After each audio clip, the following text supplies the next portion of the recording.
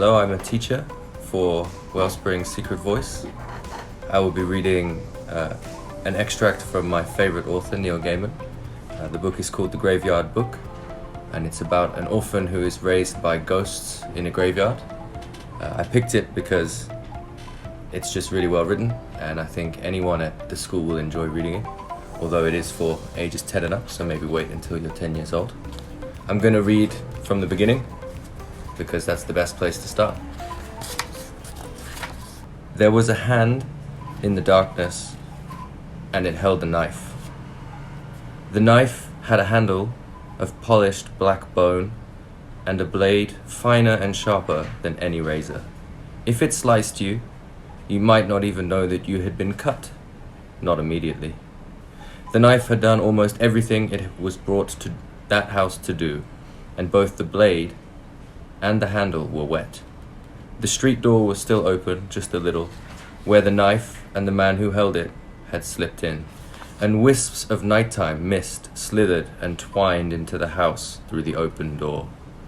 The man Jack paused on the landing. With his left hand he pulled a large white handkerchief from the pocket of his black coat, and with it he wiped off the knife and his gloved right hand, which had been holding it. Then he put the handkerchief away.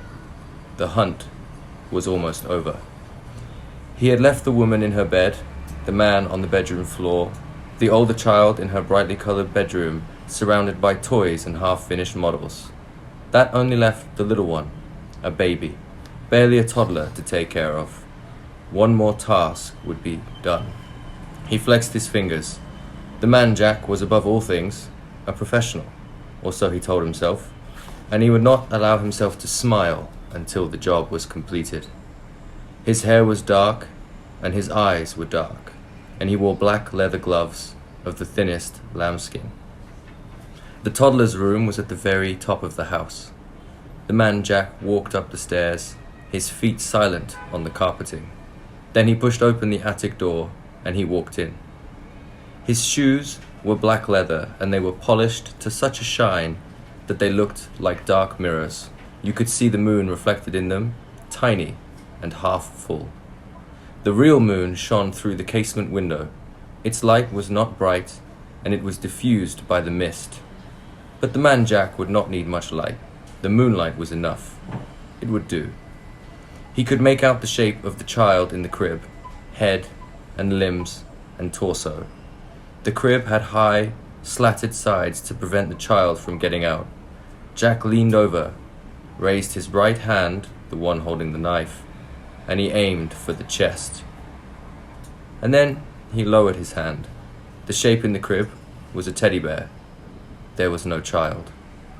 The man Jack's eyes were accustomed to the dim moonlight, so he had no desire to turn on an electric light, and light was not all that important. He had other skills. The man Jack sniffed the air.